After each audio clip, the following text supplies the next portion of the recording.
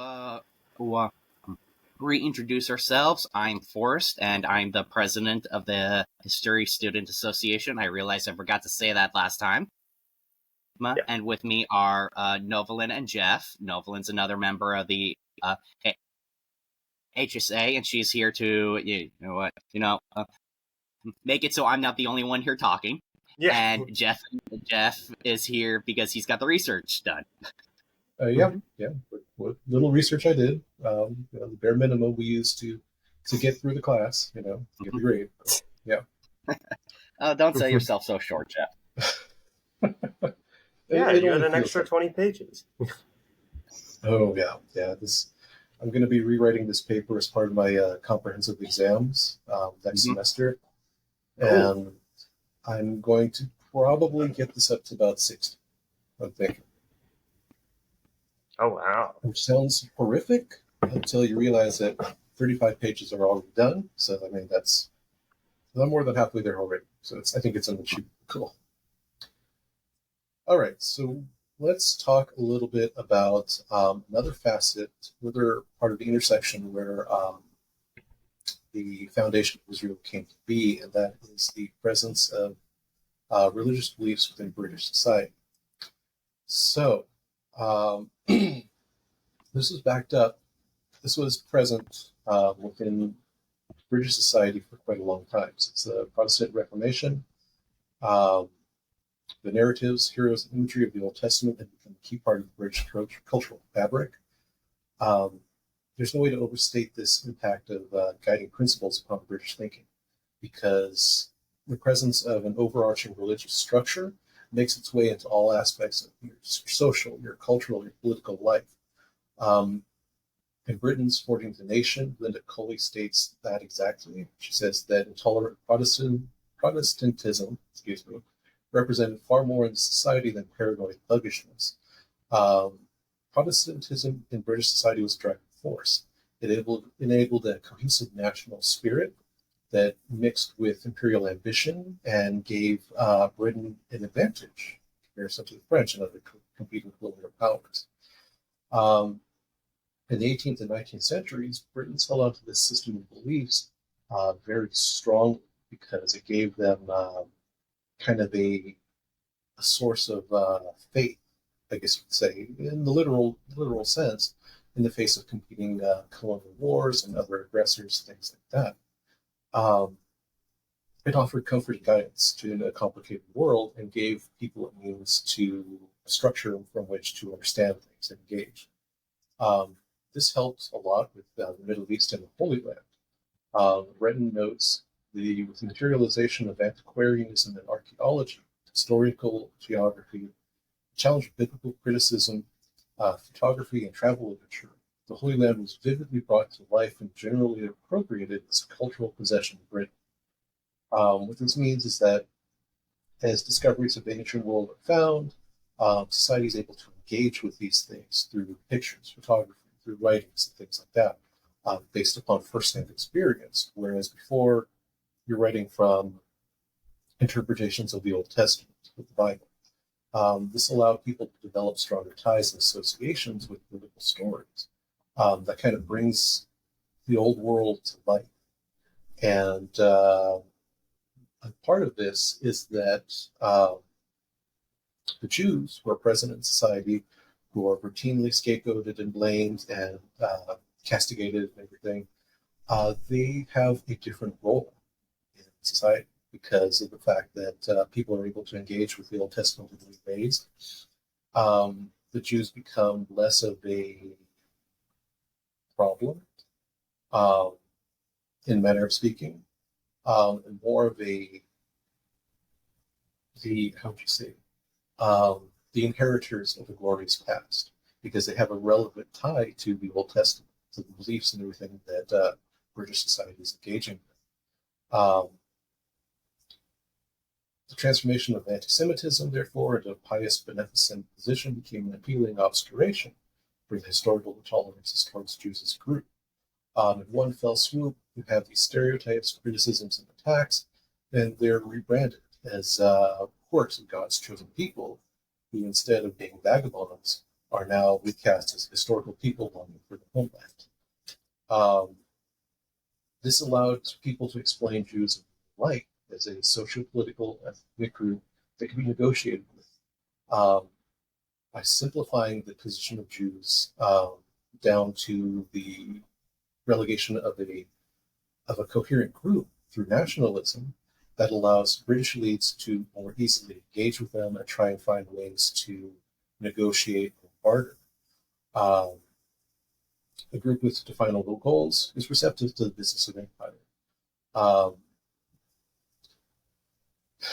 At the heart of Zionism is a belief that world Jewry constitutes a nation that was driven by Zionist goals, ideals, and sovereign states. A definable, structured group carries perceptible, achievable goals.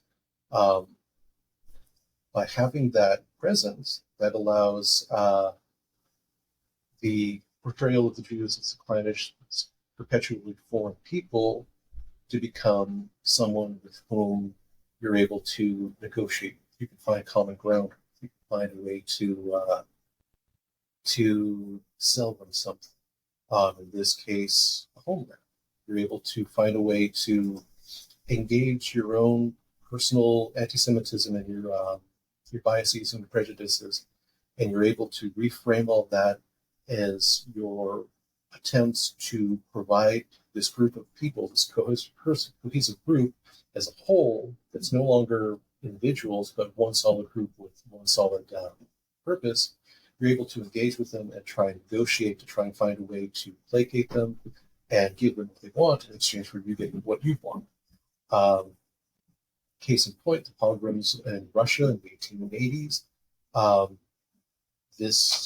The ability to reframe Jews as a nationalist group allowed for a means to accomplish basically the same thing, absent violence, while accomplishing the same end goal of having them leave and go to their own homeland, a homeland in which you help create, and in turn you get credit. So you're able to recast yourself in a positive light. This sprang from the idea of the Enlightenment, developments of race, nationalism, and ethnicity as quantifiably substantive and related determinants. And this goes hand in hand with British elites able to reduce a racialized group spread across the world into a definable unit, keeping things simple. That's a key part of this. I talked about Amory's speech on nationalism and how that applies. Let's move on to World War One. Great. World War One. Another big topic. Very fun time for everybody involved. Ties into all this. Yeah. No, I don't want to set the world on fire. No, that's too easy, right? All right, so we're talking about World War One and its relevance to this. So, Britain, if you've ever done any studies, any reading on Britain up to World War One, their military was all volunteer at that point, as opposed to most of the other nations in Europe who had already engaged in conscription, particularly the Germans, particularly the French.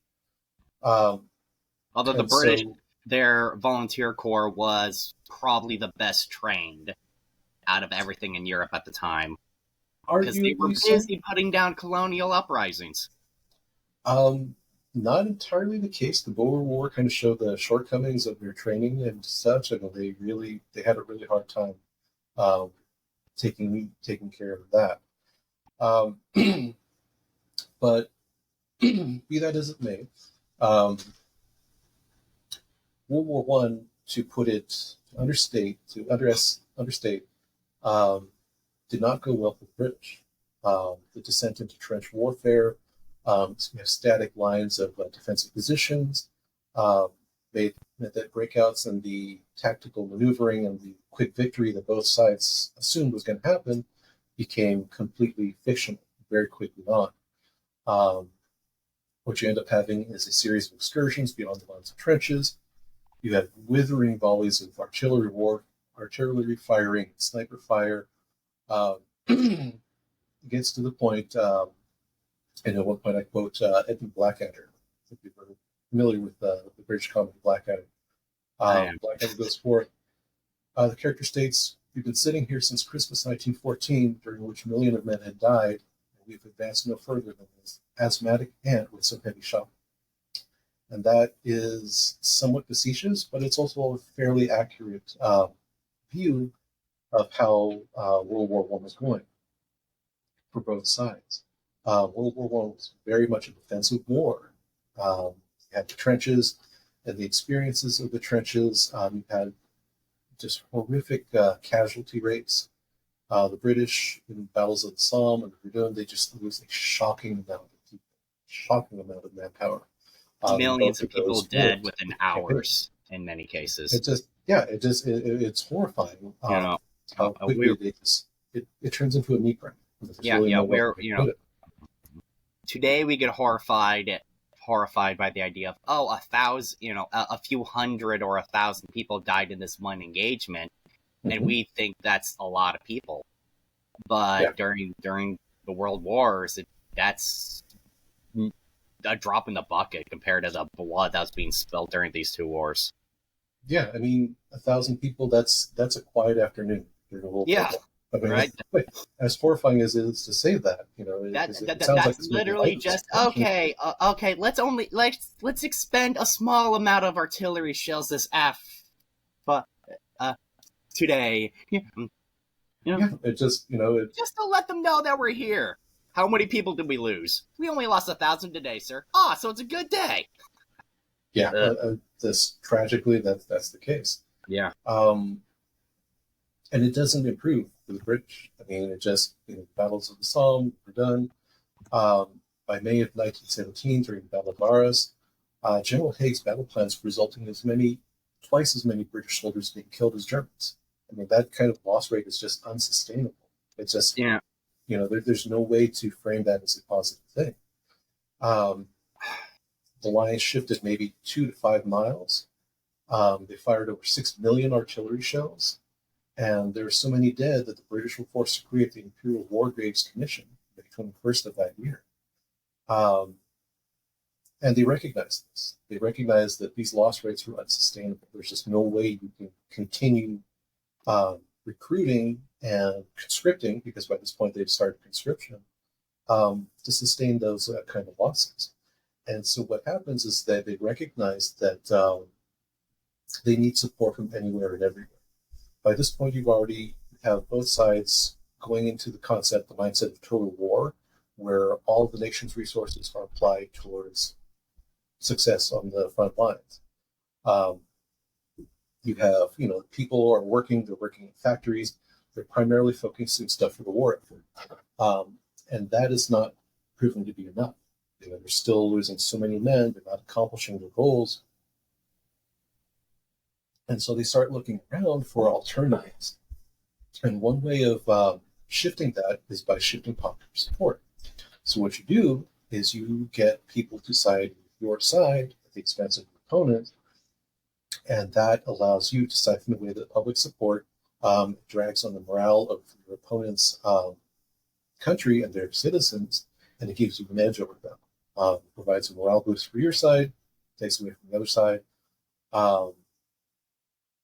And so that helps ultimately. And by this point, with losses in the millions, injuries and dead, anything and everything becomes fair game, because something has to change, because the way that things are going is not sustainable, and you're going to lose if you don't make a drastic change.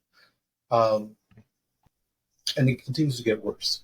March 1917, at the beginning of the Russian Revolution.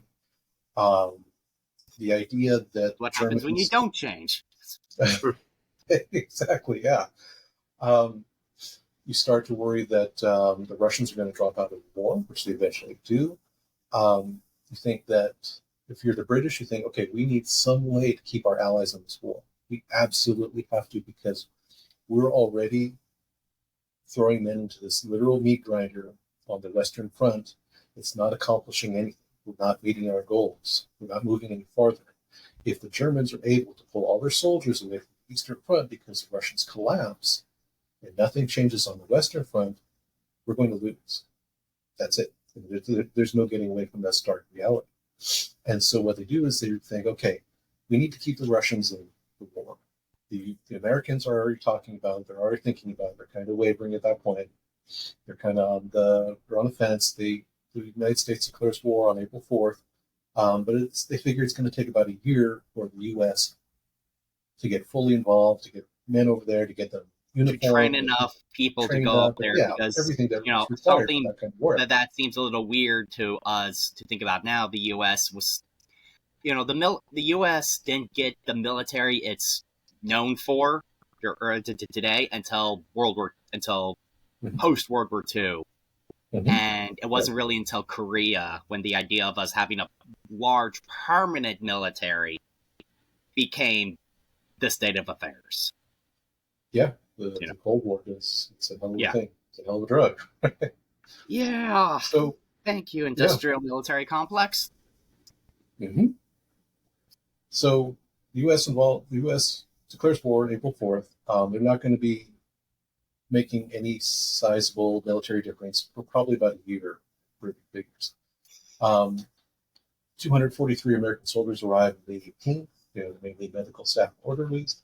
That's great. That's really nice for propaganda purposes, but I mean that doesn't really accomplish it. So you have the Russians wavering amidst of this revolution. The fears that those German soldiers there on the Eastern Front are going to come marching over to the Western Front, and that kind of added support is going to mean that the British and French lines crumble. I mean, there's very little way that doesn't happen. So they look for ways to support the Russians. And one idea that occurs is to appeal to the Jews in Russia, because of the stereotypes that Jews are portrayed as being control of money, control of media, being the behind the scenes influencers and all that kind of thing. If they're able to appeal to those Russian Jews to stay in the war, to continue to support the war effort, they may be able to keep the Russians in long enough to be able for the Americans to come in and change the tide, and then Britain wins, and it's lollipops and rainbows for everybody. Yeah, it just, and this is the mindset. This is the mindset that they have, because you're in the middle of this crisis, and you're clutching at straws basically. Sorry, give me just 1 second here. Mm-hmm. Cat's over there sneezing.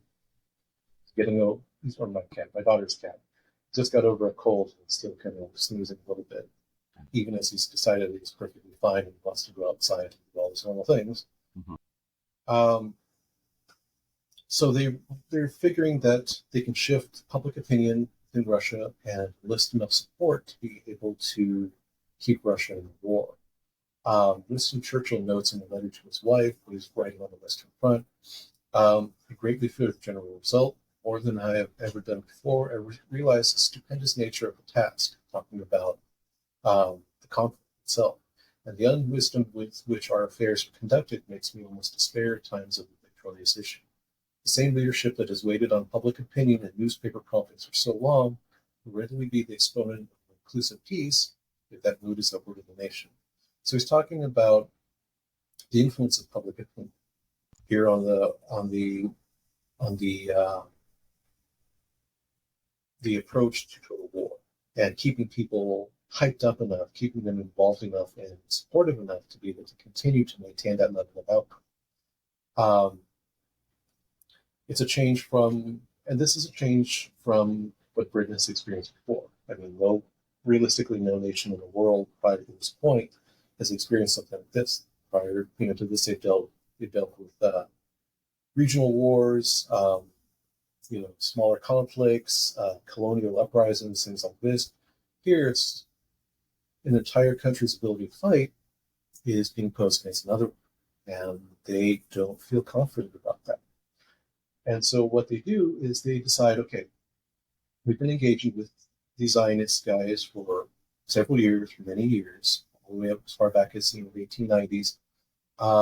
We've talked about different homelands for the Jews, and it appeals to us, it appeals to society because we offer the Jews a homeland. we look like the good guys. Jews will move out of our lands and go to this homeland. So it's a win-win all the way around. And now we add to this the factor of keeping Russia in war. And the idea that seen through the lens, we have to look through the lens of the stereotypes and prejudices that existed at the time. The Jews are perceived to be control of the money, control of the media, having all this this influence, the financiers, all these different things. These guys see the influence of conspiratory thinking even here. Yeah, I mean it's been around for centuries. Literally centuries. Believe me, I could talk about that for an hour. Yeah, I mean we could spend a whole another 4 hours talking just about conspiracy theories and only scratch. I mean, I'm not even joking. I have a research paper on conspiracy theories. Yeah, no, it's absolutely true. It's absolutely true. And so they look at the Jews as a cohesive group, which the nationalist structure aids them in doing. If they're able to appeal to the Russian Jews by offering a homeland, is that enough to sway these guys to throw their support behind Britain and, by extension, the Russian war machine, keep Russia in the war long enough for the Americans to be able to come in and sway the tide and end up with lollipops and rainbows? And so they do that. In November of 1917, they issue the Balfour Declaration. And what this is this is the first time that official British governmental policy is established and stated publicly for the creation of a homeland for the Jews, specifically within Palestine. I mean, this has wide-ranging effects upon British policy and world politics, as we well know, that everything going on today. This allows the Jews the ability to move into and claim a homeland within Palestine under official British permission. And it has to be said that this declaration was made prior to the fall of the Ottoman Empire, prior to the end of World War I, where the Ottoman Empire is on the losing side.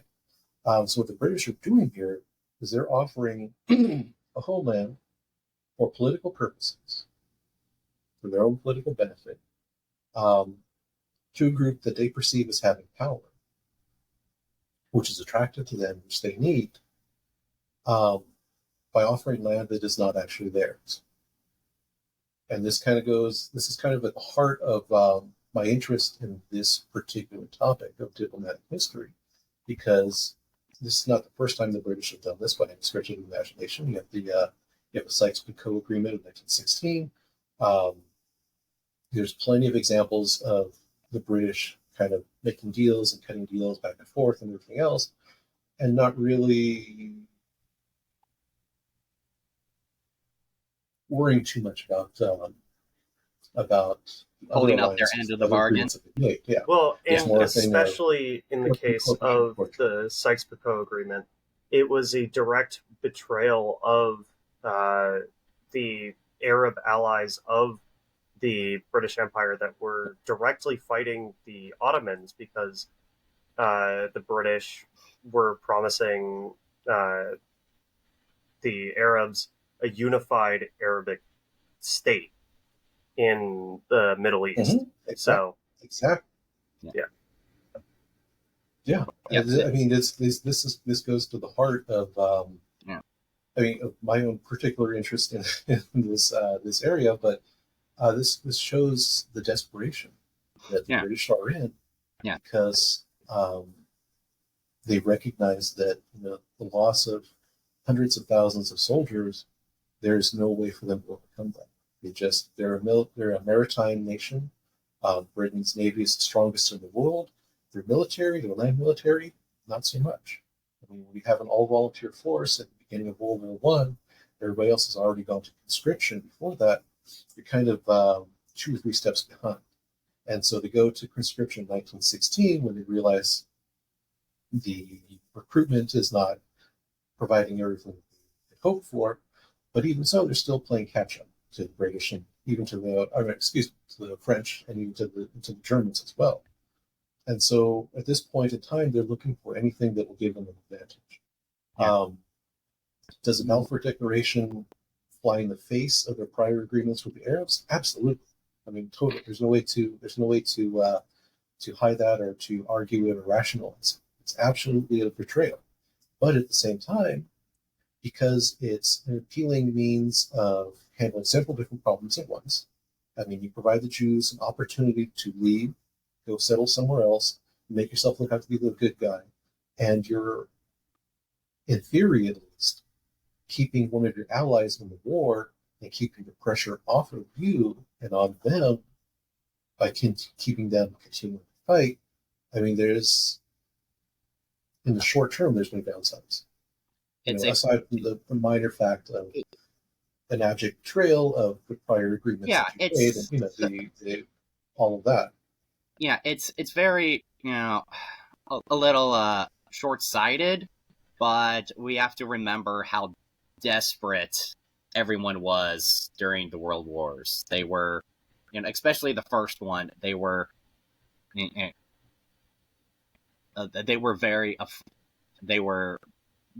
desperate for the. Yeah, definitely. One of the ways the British try to shore up their manpower problems was by calling in troops from the colonies, right? Mm-hmm. Oh, yeah. And this is important for the kind of national movements for Canada and Australia, because Australia kind of due to their mistreatment by the British in this war, this is the start of them wanting to break away from the British. And yes, the Canadian, I forget his name, but like the Canadian general is considered one of the few actually competent generals of this war. Mm-hmm. Yeah, I mean anybody that's not trying to do the same thing, expecting different results. I think Einstein is quoted or assumed to have said that insanity he's is credited with this saying. Yeah. He probably didn't say it, but he probably likely didn't say it. But I mean, it holds true nevertheless that doing the same thing and expecting different results. I mean, how can that? How does that make sense? It doesn't make sense, and yet that's what these guys were resorting to, because there were no other. They weren't capable of seeing any other option. Yeah, that the fact that the idea that they didn't try new things is a little reductive, but there's also an issue. For instance, like them trying new things. This is when the tank's invented. Mm-hmm. In fact, the tank is invented by the British. Specifically, Winston Churchill goes to the War Department and asks for a land battleship. Mm-hmm. Yep. And the tank the reason it's called a tank is because that's the code. Story. It was the code name for the project, and the code name stuck. It became the actual name for now one of the most famous war machines of the modern era. Mm-hmm. Absolutely, yeah. The tank was trying to try to break the stalemate, and so it's not fair. It's a little unfair to say they didn't try to be innovative and do different things. Like, there's, I could go on and on about, about stuff, but it's a little unfair to say that they never tried anything new. They were it would be too simplistic to say the lives of the people, but it's unfair to say that they didn't try to be innovative and try to figure out how to solve this problem, how to solve the problem besides just throwing people towards machine guns. That's absolutely true. They did try to come up with alternatives to try and innovate.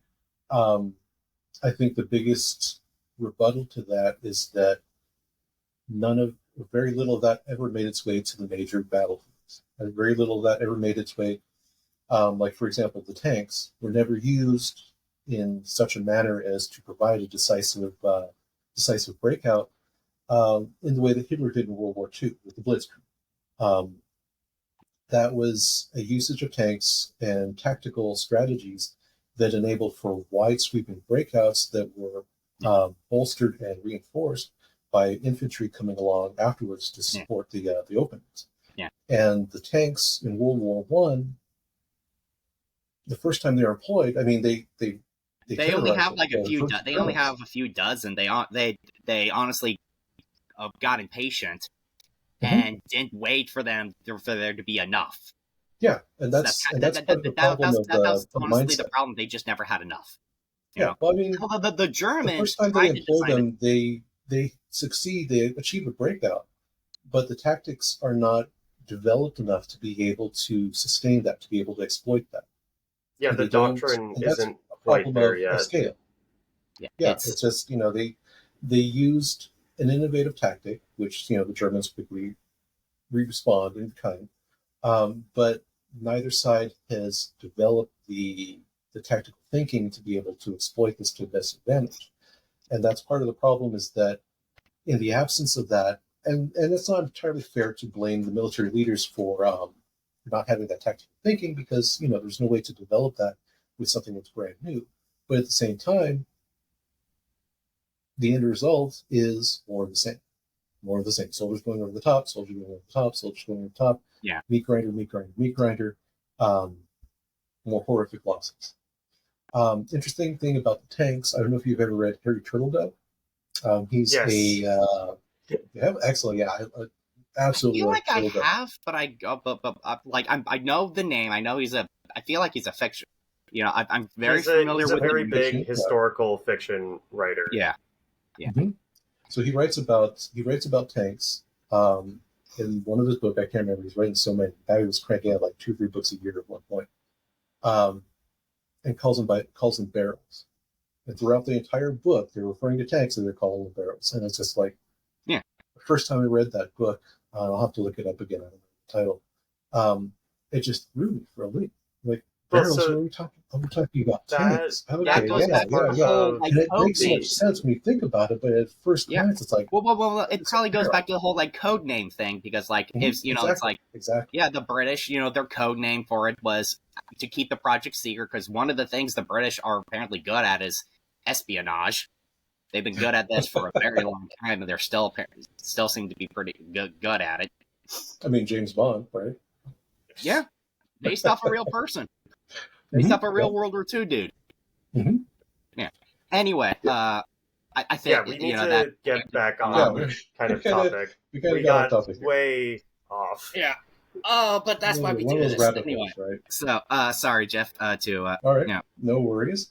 So we were talking about World War One and trying to appeal to the Russian Jews more specifically, to involve themselves on keeping the Russians within the war. As we know, this does not work. Russia signs a ceasefire, the negotiating agreement, but nevertheless, I mean, the overarching goals of the Balfour Declaration notwithstanding, they still stand. I mean, it's still a means to appeal to world Jewry, you can use that term, by providing them something concrete in exchange for their support. And regardless whether it's appealing to the Russian Jews, it's appealing to the American Jews, which was also a consideration. This is perceived to be a very strong way of cementing British support from Jews across the world. And so after World War I resolves itself, you have the mandate system created by Britain with the League of Nations. Palestine is created as an A mandate. There's a tiered system, A, B, and C, I believe. Palestine is considered to be an A mandate. From the beginning, there are problems. Because Palestine is perceived to be a colony. I mean, that's how the British look at it. It's a mandate, so the terminology is a little different, but in general effects, otherwise, it's looked at as being any other colony, and the people there are expected to do what the British say. They're supposed to work with the British goals in mind. The Zionists are absolutely not on board with this. And this causes problems here with Arabs. This causes problems with the British almost from the beginning. And these problems spill into fights, they spill into riots, there's racial tensions immediately, as you can imagine. Just from, you have a group of people migrating into this land, starting in the 1890s with the first Aliyah. This continues all the way up through literally 1939. But you have these people moving in, these Jewish people moving in, into land that is regarded by the Arabs, by the Palestinians, and by the Christian Palestinians as well, as their own. I mean, these people have been there for hundreds of years. Regardless of whether the Jews have an ancestral claim to the land that predates those people being there, the Palestinians present at the time had been there for generations. You know, the Ottoman census records reflect this. You know, to try and claim that it was just empty desert, there was nobody, hardly anybody there, is completely false. And so you have Britain, colonial power, the colonial power, make an agreement to allow this population of people to move in and claim this as their homeland, while you have an indigenous population already present. If there's a way for that to go well, I don't know what it is. I mean, that it would take somebody smarter than me to figure out how that's supposed to work. But this is the situation they found themselves in after 1918, after 1920, the San Remo Conference. This is where they found themselves. And as we know, it leads to fights. I mean, the Jewish people, the Zionists in particular, because Zionism and Judaism are two different things, they find all kinds of problems with the British not acceding to their demands. And so an agreement's put in place where the British Mandate administration is supposed to work with both sides. The Zionists are given the ability to appeal over their head directly to the British government.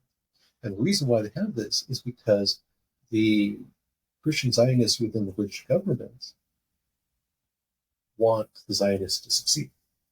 And you have the British administration officials present on the ground, who were the ones who were working day to day with these people on both sides, and they're the ones seeing the problems. They're seeing the riots, they're seeing the fighting, the violence, the killing, and everything else.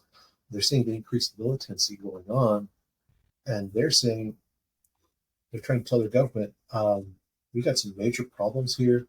This is not working out so well, and something needs to change. And so we're not going to give these guys what they're asking for. And then Zionists see that as a refusal of what they want. They go to the British government. The British government looks at the administration and says, give them what they want. And this happens over and over and over again.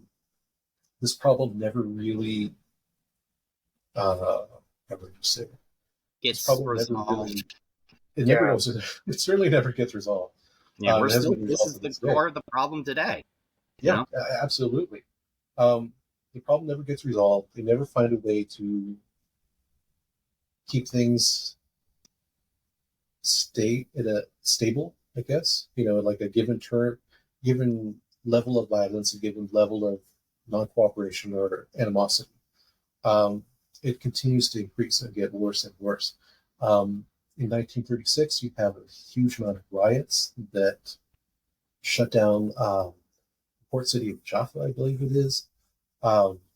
It overflows to the point where the British government realizes, you know what, this is not sustainable and something needs to change.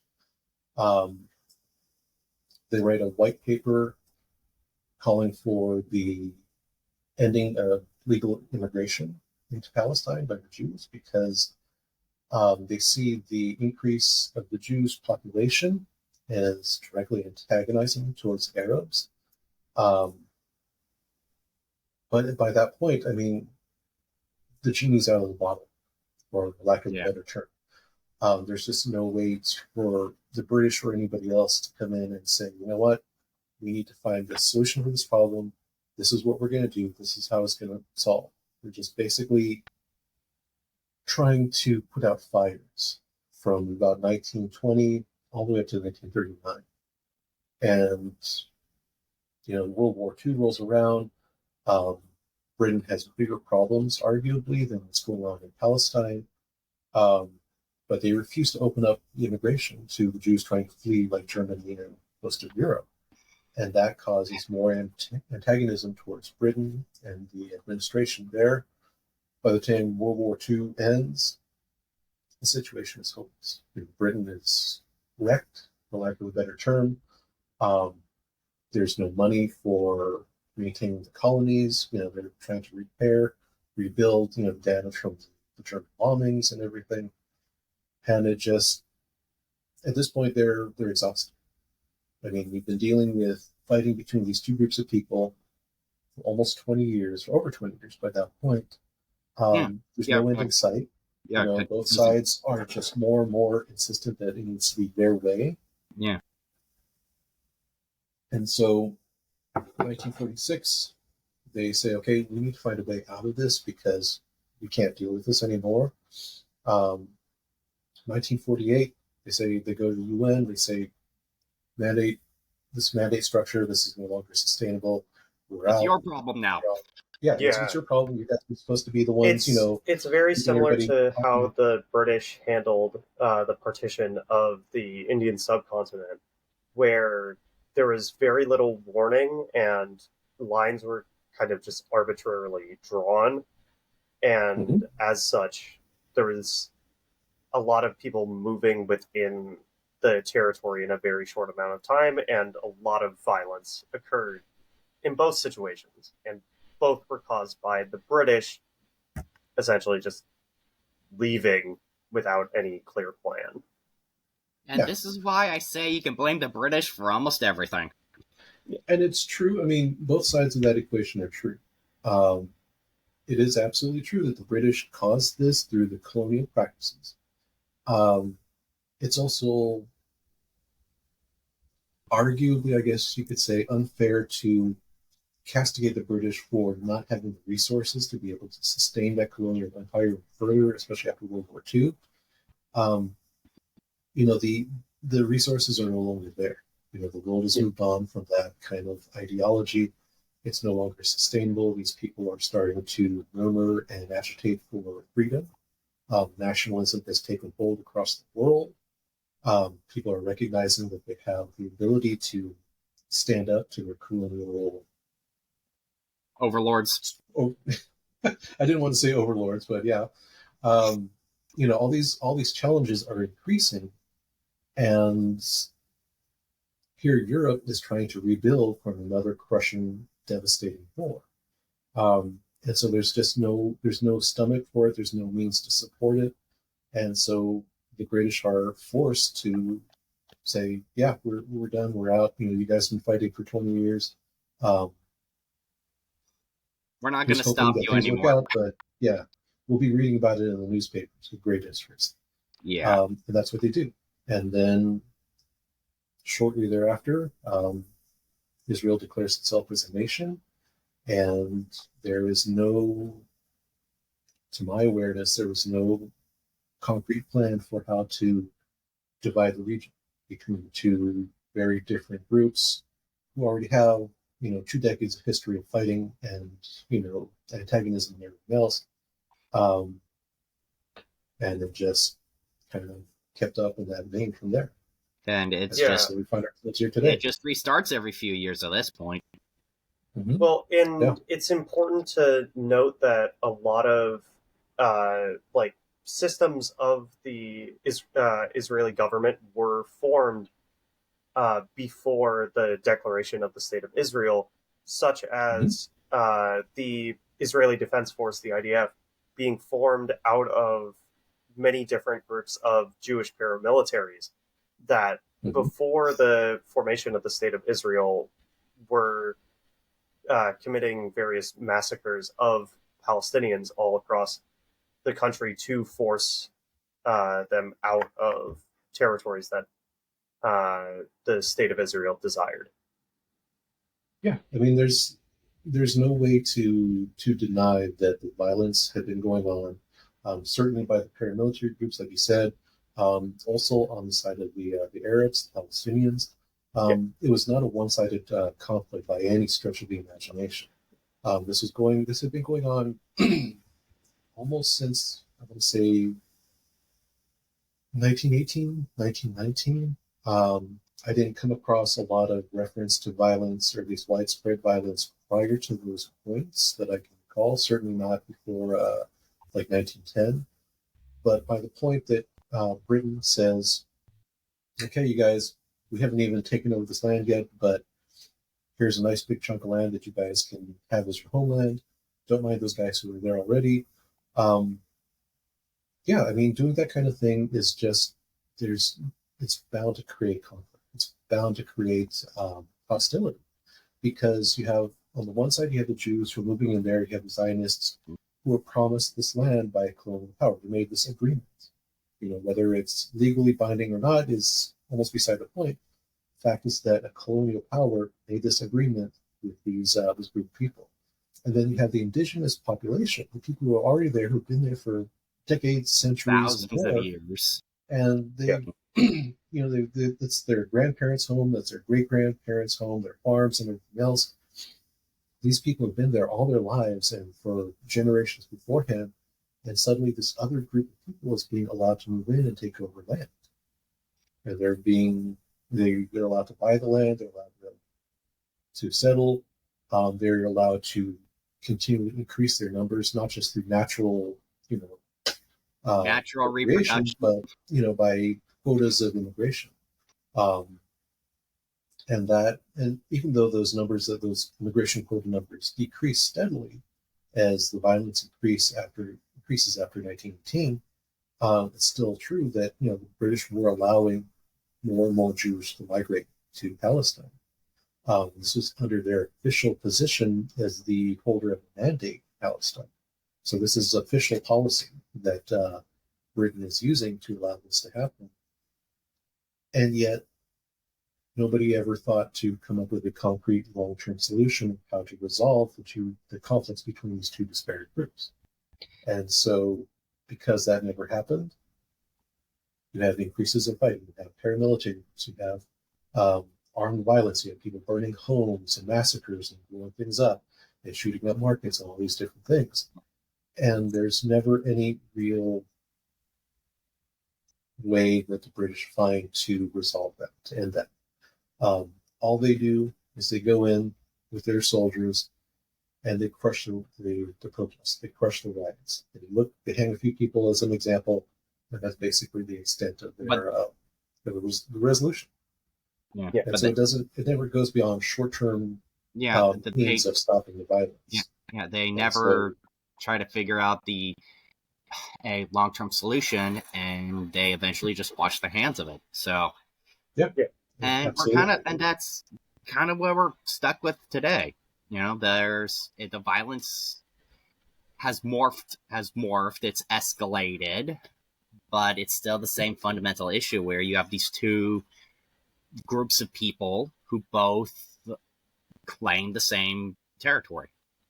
Mm-hmm. Yeah. I think that it is important to note that as we've seen with this history, the British government and Western governments have always been very favoring the Jewish side of the conflict. And as such, the power imbalance is very much skewed towards the Jewish state of Israel. And I think that that's something that's very important to note, and especially in regards to this current conflict, the power imbalance between Palestine and Israel means that one side has the power to shut off water and electricity to the other, and that is not a really both sides conflict. There are elements that are such as the terrorist violence that has occurred, but there are also a lot of elements that aren't. Well, I think that it's important to distinguish between where things started off versus where they are now. It's absolutely true. I mean, if you look at maps of areas of Palestine where the Palestinian people were living in 1948. You compare that to where they are now in 2023. I mean, that's a shocking difference. There's no way to deny that those regions have shrunk. In terms of the conflict that's going on now, I would say that it's an entirely different thing than it was in 1948 or 1920, 1915. The weapons have changed. The weapons have increased in power. The frame of the conflict has changed. And that, I think that's a whole different topic. That It's definitely it's an entirely different thing. Topic, and I hate to cut us off, but not only are we getting to what is now current events, so we're past the 50-minute mark for this individual recording. Okay. So, I would like, I suggest anyone have final thoughts? So, and then we'll wrap this all up. Yeah, I mean, we can go on for another couple hours talking about this, right? I mean, we could, but I'm trying to keep this managed. But I'm trying to keep this. I totally get it. But yeah, I think it's important to state, because I know this term. There's a lot of stuff going on around right now, and a lot of it is really emotional and hypercharged. There's a lot of accusations going back and forth and everything. But I think as a historian, more historian than I am, I think it's important to look at the term settler colonialism, because that's a accusation, that's something that's really been kind of vitriolic. And I want to state from Cornell Law School's definition of settler colonialism. It can be defined as a system of oppression based on genocide and colonialism that aims to displace a population of a nation, oftentimes, but not always, indigenous people, and replace it with a new settler population. Settler colonialism finds its foundations on a system of power perpetuated by settlers that represses indigenous people's rights and cultures by erasing and replacing them by their own. This term has been kind of bandied about with the current conflict going on. And there's a lot of, like I said, a lot of vitriol surrounding it. And I think to reduce this term to its historical underpinnings, to where this term has a historical basis, is that Israel exists as a colonial entity. And this is borne out by the fact that Britain, and we've seen through primary source documents, Balfour Declaration, the Sykes-Picot Agreement, the San Remo Conference, multiple white papers on the part of the British government, established the homeland that they agreed to in the Balfour Declaration to a group of people who, whether they have an ancestral claim or not, claim to the land or not, were moving into a region that was already populated by what we could arguably term an indigenous group. Britain is undeniably a colonial power. This is undeniably a colonial act on their part. The fact that it was made in order to sway public support, which I think I argue in the paper reasonably well, is a fact. They made this declaration with the aim of creating a homeland in a territory that they did not have any claim to at that point in time. It wouldn't be for almost another year before they were actually able to lay claim to that through the mandate system, or longer, and offer that to a group of people who were disparate and widely spread throughout the world for the purposes of settlement. And by virtue of that alone, I think it's applicable to say that Israel in its current state, 1948 onwards, I'm not saying anything about the medieval or the ancient period or anything like that, but I think it's applicable to say that the means and the intents behind the creation of Israel on the part of Britain were definitely colonial. And so, in inviting people to settle there, the term settler colonialism is applicable.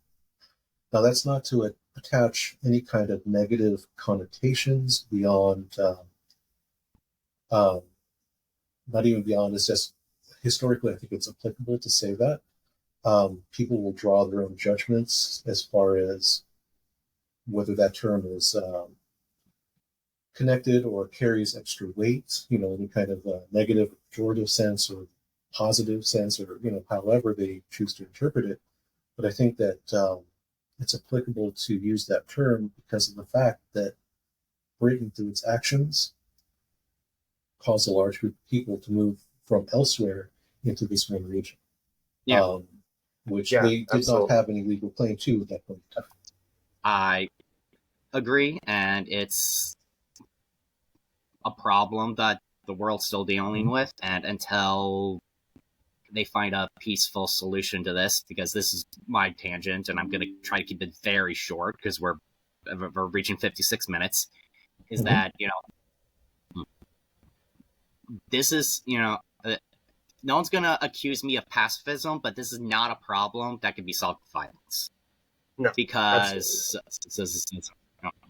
Hamas using violence is just going to cause Israel to respond with violence, as we're seeing now.